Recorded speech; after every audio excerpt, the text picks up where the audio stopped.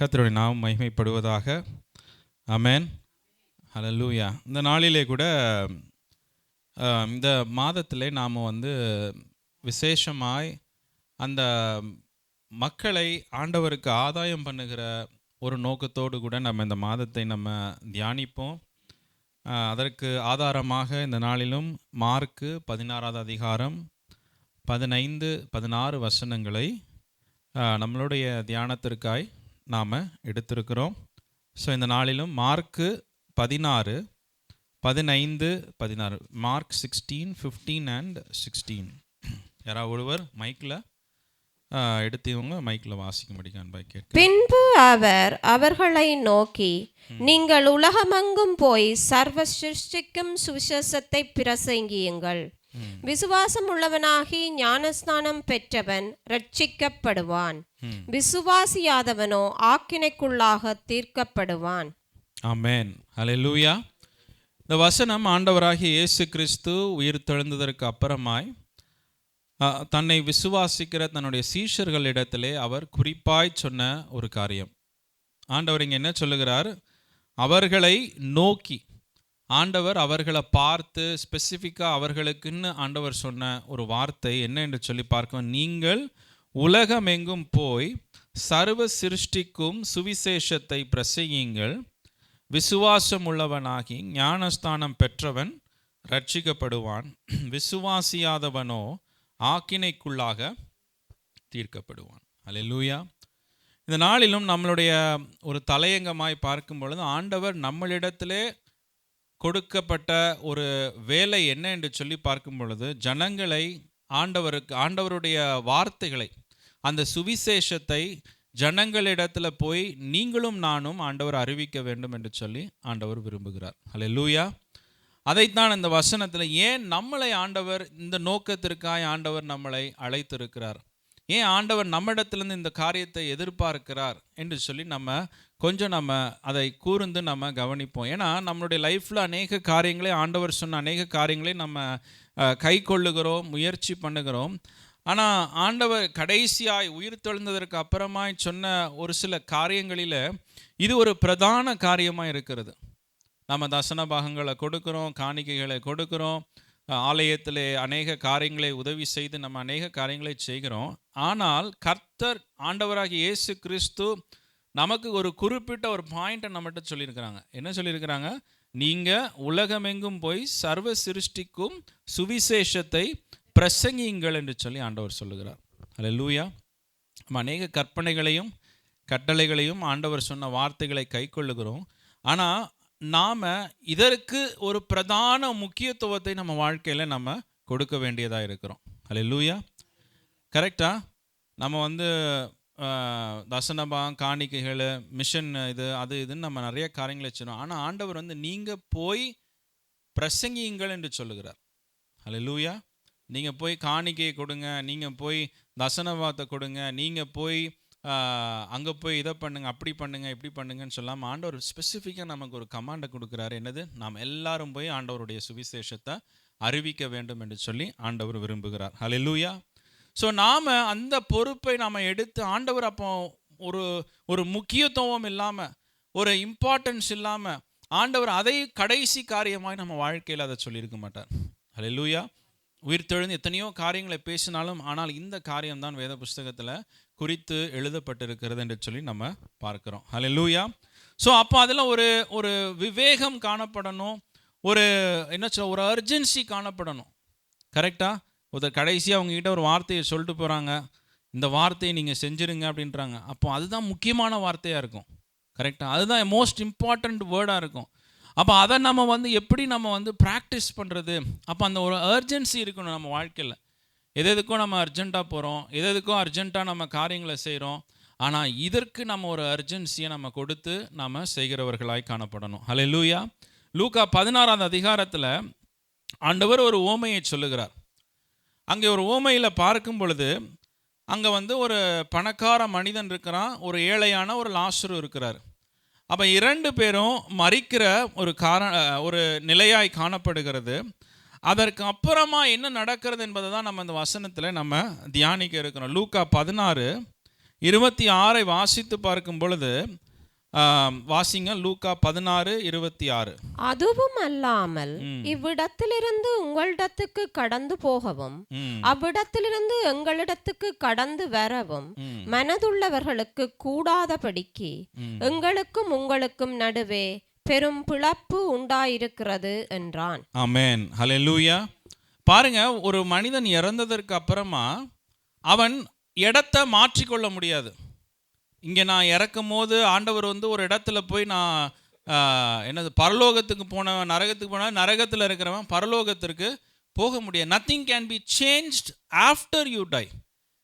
காலம் போனதுக்கப்புறம் நம்மளால் வி cannot சேஞ்ச் எனிதிங். ஒன்றையும் மாற்ற முடியாது. ஆபிரகாமாக இருந்தாலும் மாற்ற முடியாது, மோசேயாக இருந்தாலும் மாற்ற முடியாது, யாருடைய ரெக்கமெண்டேஷனாக இருந்தாலும் அங்கே பரலோகத்தில் மாற்றமே பண்ண முடியாது என்பதை இந்த வசனம் நமக்கு காண்பிக்கிறது. ஹல்லேலூயா. சில நினைக்கிறாங்க அங்கே போனதுக்கப்புறம் நடுவில் ஒரு இடம் இருக்குது, அந்த இடத்துலேருந்து ட்ராவல் பண்ணி நம்ம அந்த இடத்துக்கு போயிடலாம் அப்படின்னு நினைக்கிறாங்க. ஹல்லேலூயா. அங்கே என்ன சொல்லப்பட்டிருக்கு? ஒரு பெரிய நடுவே பெரும் பிளப்பு உண்டாக்கப்பட்டிருக்கிறது என்று சொல்லி வேதம் கூறுகிறது. ஹல்லேலூயா.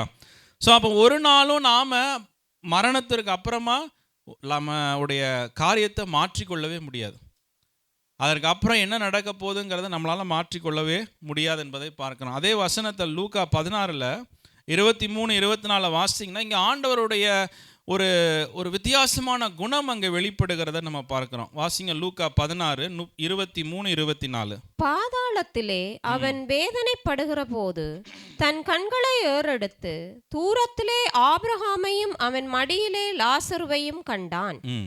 அப்பொழுது அவன், தகப்பனாகிய ஆபிரகாமே, நீர் எனக்கு இறங்கி லாசரு தன் விரலின் நுனியை தண்ணீரில் தோய்த்து என் நாவை குளிர பண்ணும்படி அவனை அனுப்ப வேண்டும். இந்த அக்கினி ஜுவாலையில் வேதனைப்படுகிறேனே என்று கூப்பிட்டான். ஆமென், ஆமென், ஹல்லேலூயா. ஆண்டவர் இதற்கு பதில் கொடுத்தாரா?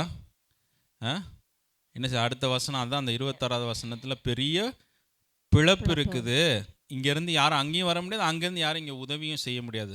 கொஞ்சம் யோசிச்சு பாருங்க. ஒருத்தன் தாகமாக இருக்கிறவனுக்கு நீ தண்ணீர் கொடுத்தாய், அதனால் நான் உனக்கு ஆசீர்வாதத்தை கொடுப்பேன்னு பூமியில் சொல்கிறாரு.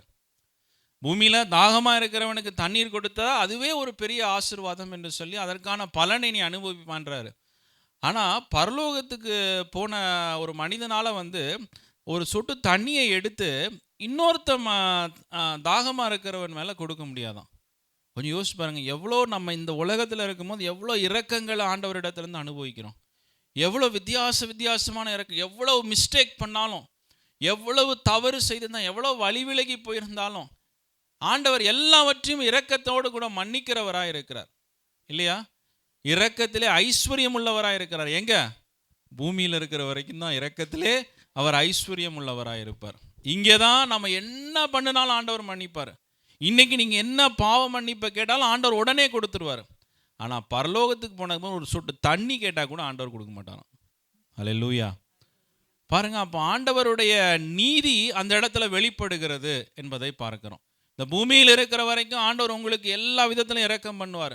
எல்லா விதத்திலையும் மனதுருகி உங்களுக்கு எல்லாவற்றையும் ஆண்டவர், நீங்கள் எவ்வளோ மிஸ்டேக் பண்ணாலும் உங்களை திரும்ப தூக்கி ஆண்டவர் உங்களை நடத்துவார். ஆனால் பரலோகத்தில் அந்த மரித்து ஒரு மனிதன் கடந்து போனதுக்கப்புறம் ஒரு சொட்டு தண்ணி கேட்டால் கூட கிடைக்காதான். ஹல்லேலூயா. எத்தனை பேர் நீங்கள் ஆயத்தமாக இருக்கிறீங்க பரலோகம் போகிறதுக்கு? ஹல்லேலூயா. இங்கேயே ஆண்டவருடைய இரக்கத்தை அனுபவித்து கொள்ளணும். இங்கேயே ஆண்டவருடைய இரக்கத்தை நம்ம தட்டி கழிக்கக்கூடாது. இங்கேயே அந்த இரக்கத்தை நம்ம பெற்றுக்கொண்டு பரலோகத்திற்குள்ளே போகிறவர்களாய் நம்ம காணப்பட வேண்டும். ஹல்லேலூயா, ஹல்லேலூயா. அப்புறம் பார்க்குறோம் அதே வசனத்தில் லூக்கா அதே 16 27-31 வாசித்து பாருங்க. அந்த வசனத்தில் லூக்கா 16:27-31. அப்பொழுது அவன், அப்படியானால் தகப்பனே, எனக்கு 5 பேர் சகோதரர் உண்டு. அவர்களும் வேதனையுள்ள இந்த இடத்துக்கு வராதபடி அவன் போய் அவர்களுக்கு சாட்சியாக அறிவிக்கும் பொருட்டு நீர் அவனை என் தகப்பன் வீட்டுக்கு அனுப்பும்படி உம்மை வேண்டிக் கொள்கிறேன் என்றான். ஆபிரகாம் அவனை நோக்கி,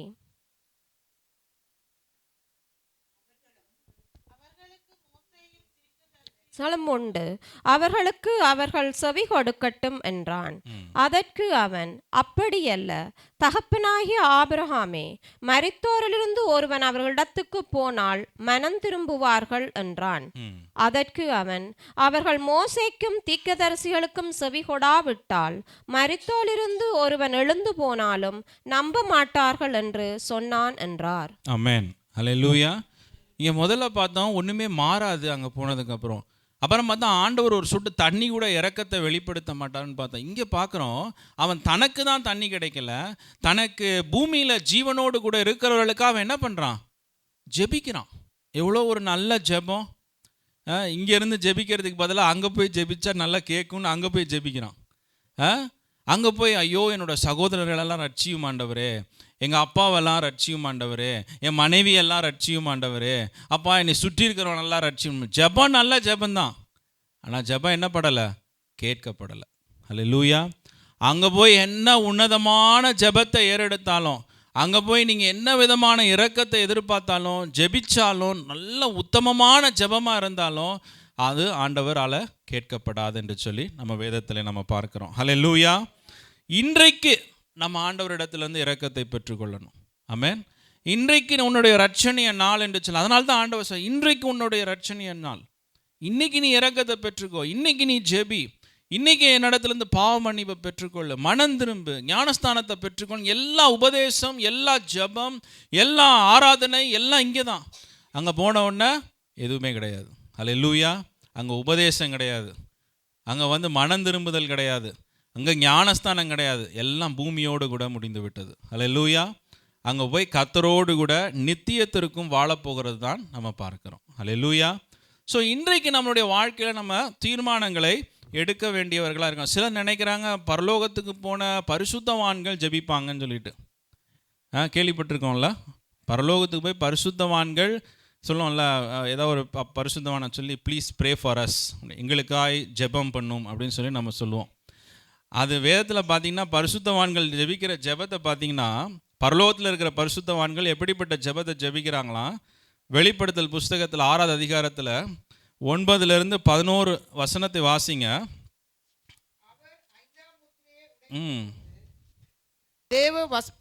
தேவ வசனத்தின் நிமித்தமும் தாங்கள் கொடுத்த சாட்சியின் நிமித்தமும் கொல்லப்பட்டவர்களுடைய ஆத்துமாக்களை பலிபீடத்தின் கீழே கண்டேன்.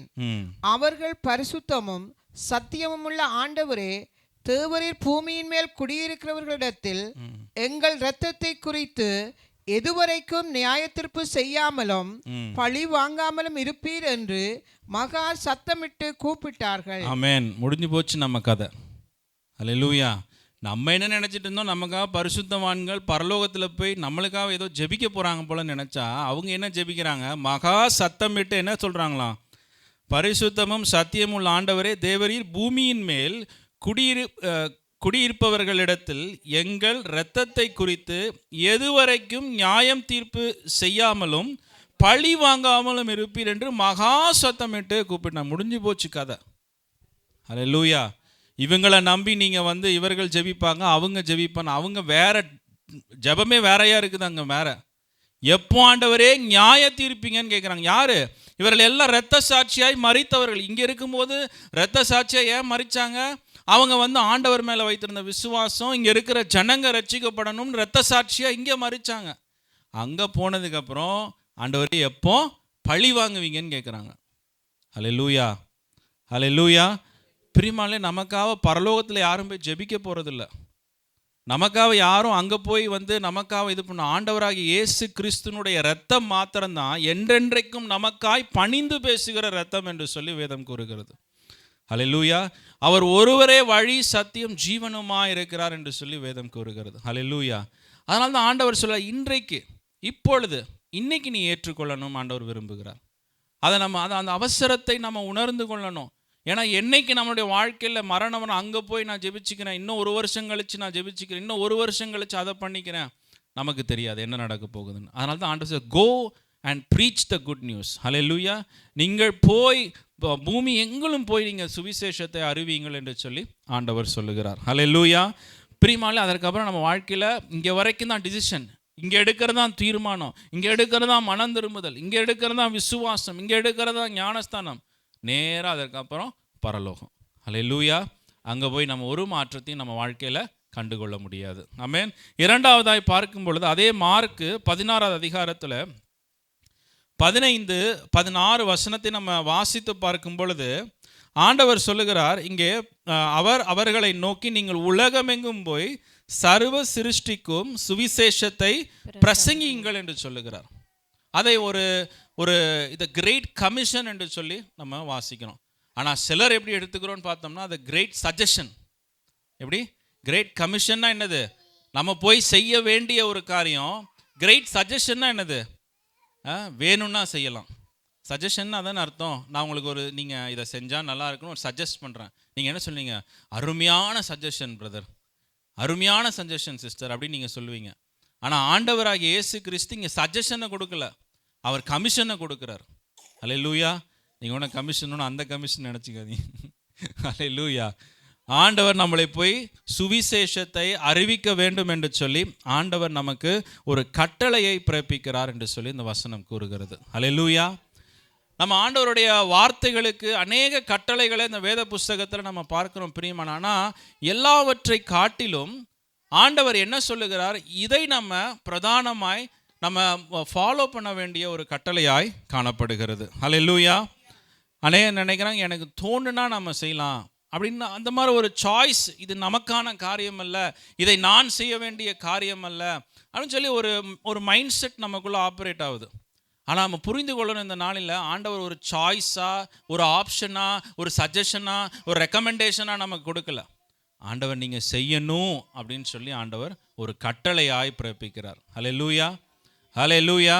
எத்தனை பேர் நம்ம அந்த கட்டளையை, ஆண்டவர் கொடுத்த வார்த்தையை நம்ம கை கொள்ளுகிறவர்களாய் நம்ம காணப்படுகிறோம்? கொஞ்சம் யோசிச்சு பாருங்க.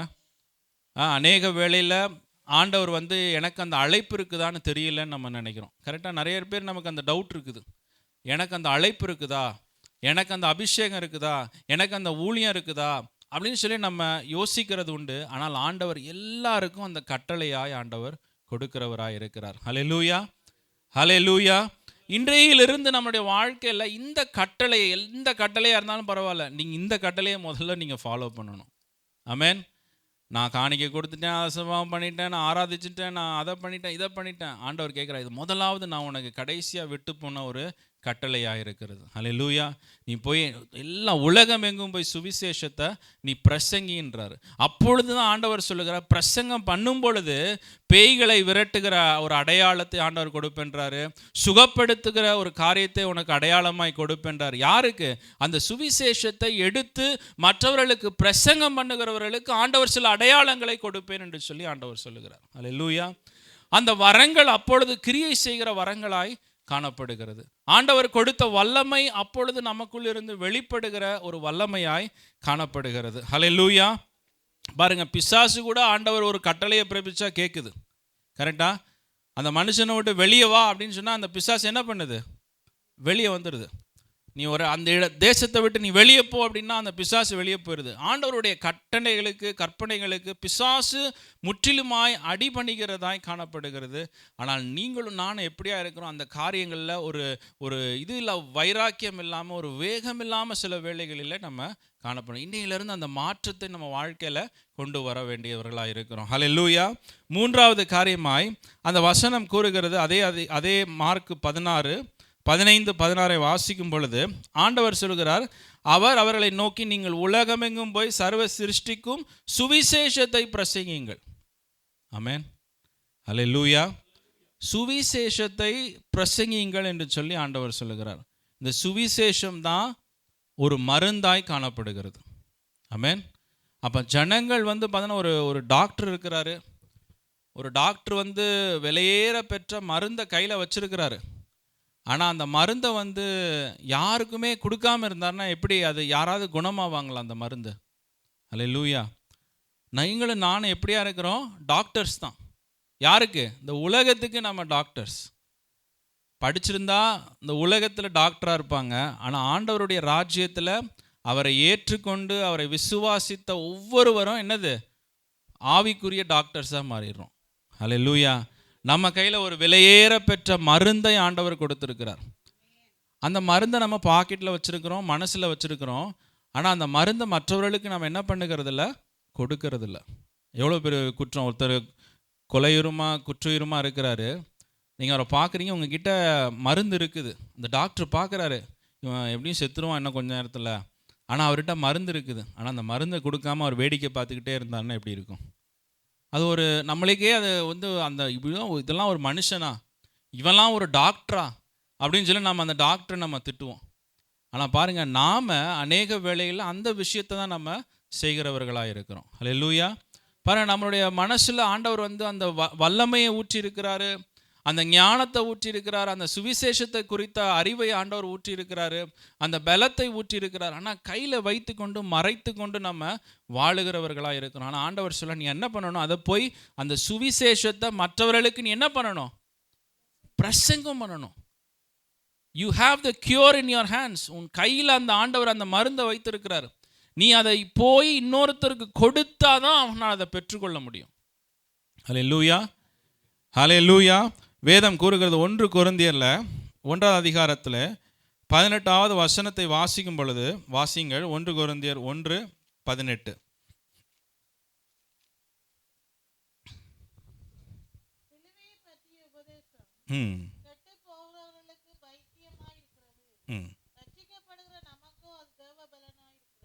ஆமென், ஹல்லேலூயா. தேவனுடைய சுவிசேஷம் ரட்சிக்கப்படுகிற நமக்கோ அது தேவ பலனாய் இருக்கிறது. ஆமென். கர்த்தருடைய பலன் அந்த சுவிசேஷத்திலிருந்து வெளிப்படுகிறது. கர்த்தருடைய வல்லமை அந்த சுவிசேஷத்திலிருந்து வெளிப்படுகிறது. அப்போ அந்த சுவிசேஷத்தை நம்ம அந்த பலனையும் அந்த வல்லமையும் கையில் வைத்து கொண்டு மற்றவர்களுக்கு அந்த சுவிசேஷத்தை சொல்லாமல் இருக்கும் பொழுது ஒரு மனிதனும் ரட்சிக்கப்பட முடியாது. ஆமென். ரோமர் 10வது அதிகாரத்தில் 13வது வசனம் கூறுகிறது, ஆதலால் கர்த்தருடைய நாமத்தை தொழுது கொள்ளுகிற எவனும் ரட்சிக்கப்படுவான். கர்த்தருடைய நாமத்தை தொழுது கொள்ளுகிற எவனும் ரட்சிக்கப்படுவான். அவரை விசுவாசியாதவர்கள் எப்படி அவரை தொழுது கொள்ளுவார்கள்? அவரை குறித்து கேள்விப்படாதவர்கள் எப்படி விசுவாசிப்பார்கள்? பிரசங்கிக்கிறவன் இல்லாவிட்டால் எப்படி கேள்விப்படுவார்கள்? அனுப்பப்படாவிட்டால் எப்படி பிரசங்கிப்பார்கள்? சமாதானத்தை கூறி நற்காரியங்களை சுவிசேஷமாய் அறிவிக்கிறவர்களுடைய பாதங்கள் எவ்வளவு அழகானவைகள் என்று எழுதியிருக்கிறதே என்று சொல்லி ஆண்டவர் சொல்லுகிறார். ஹல்லேலூயா. அங்கே ஒரு சேலஞ்ச் இருக்குது. என்ன பிரச்சனை? எல்லாரும் சுவிசேஷத்தை வைத்திருக்கிறாங்க, ஆனால் யாரும் சுவிசேஷத்தை பேசுறதில்ல. அதனால தான் ஆண்டவருக்கு சொல்றாரு, ஒருவன் தேவனை தொழுது கொள்ளுவான் என்றால் அவன் ரட்சிக்கப்படுவான். ஆண்டவரை நோக்கி கூப்பிட்டானா அவன் ரட்சிக்கப்படுவான். ஆனால் ஆண்டவரை நோக்கி கூப்பிடணும்னு சொல்றதுக்கு ஜனங்கள் கடந்து போக வேண்டியதாக இருக்கிறது. ஹல்லேலூயா. அந்த விசுவாசத்தை அவனுக்குள்ளே உண்டு பண்ணுவதற்கு ஒரு சிலர் கடந்து போக வேண்டியதாக இருக்குது. அதுதான் இந்த வேத புஸ்தகத்தில் அவர் சொல்லுகிறாரு, யாரும் போகலைன்னா எப்படி ஒரு மனிதன் ரட்சிக்கப்படுவான்? யாருமே வாயை திறக்கலைன்னா எப்படி ஒரு மனிதன் ரட்சிக்கப்படுவான்? எப்படி ஒரு மனிதன் கடந்தே போகலைன்னா யார் ரட்சிக்கப்படுவா என்று சொல்லி இந்த வேத வசனம் கூறுகிறது. ஹல்லேலூயா.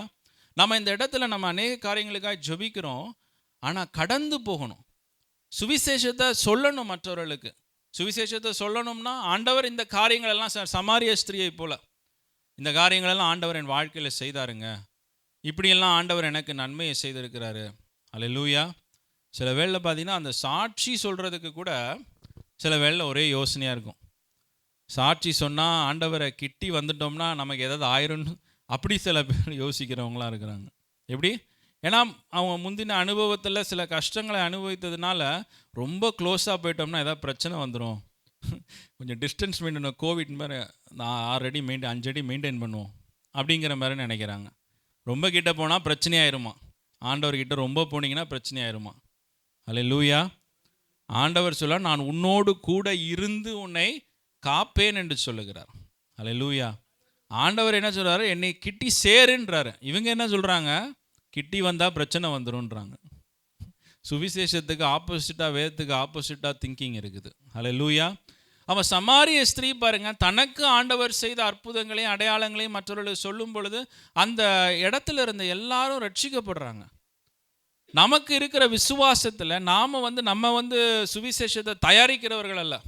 நம்ம இடத்துல வந்து அற்புதம் செய்கிற பலனும் நம்மளால வல்லமையும் நம்ம இடத்துல இல்லை.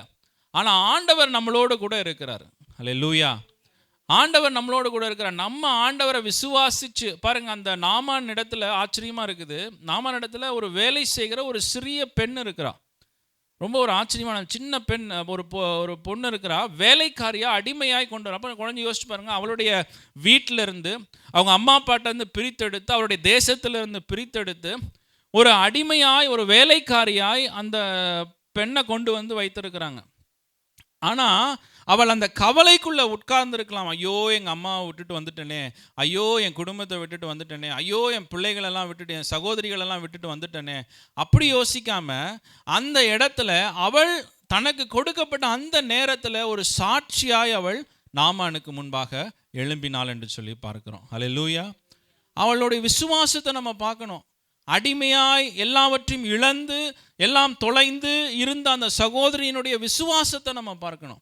அவர் சொல்ல, இஸ்ரவேலில் ஒரு தீர்க்கதரிசி இருக்கிறாரு, அங்கே போனீங்கன்னா உங்களுக்கு சுகம் வரும்ன்ற. நம்ம எத்தனை பேர் இப்படி சொல்லுவோம்? கொஞ்சம் சொல்லுவோமா? நம்ம இங்கே ஒரு ஆண்டவர் இருக்கிறாரு, அவர்கிட்ட வந்தீங்கன்னா சுகம் உண்டு அப்படின்னு சொல்லி நம்ம சொல்கிற. இந்த மாதிரி கஷ்டத்தில் இருக்கும்போது, இந்த மாதிரி நெருக்கத்தில் இருக்கும்போது, நம்ம எல்லாம் சரியாகட்டும், நாம் கொஞ்சம் பிரச்சனைலேருந்து வெளியே வருவோம், அதுக்கப்புறம் நம்ம மற்றவர்கள் இடத்துல சொல்லுவோம் அப்படின்னு நம்ம நினைக்கிறோம். ஆனால் அந்த சகோதரியினுடைய அந்த ஸ்திரீனுடைய விசுவாசத்தை பார்க்கும் பொழுது ஆண்டவர் அந்த விசுவாசத்தை கனம் பண்ணினவராய் காணப்படுகிறார். அல்லேலூயா. சின்ன பெண்ணுக்குள்ளே இருந்த ஒரு விசுவாசம், அதை ஆண்டவர் கனம் பண்ணுகிறவராய் காணப்பட்டார். அல்லேலூயா. ஸோ ஆண்டவர் நம்மளுடைய விசுவாசம், நம்ம ஆண்டவர் மேலே வைத்திருக்கிற அந்த சின்ன விசுவாசமாக இருந்தாலும் பரவாயில்ல, அதை வெளிப்படுத்துகிறவர்களாக இருக்க வேண்டும். அல்லேலூயா. கிரியை இல்லாத விசுவாசம் செத்தது. ஒரு விசுவாசத்தை வளர்த்துக்கணும்னா என்ன பண்ணணும்? விசுவாசம் வளர்க்கணும் என்ன பண்ணணும்?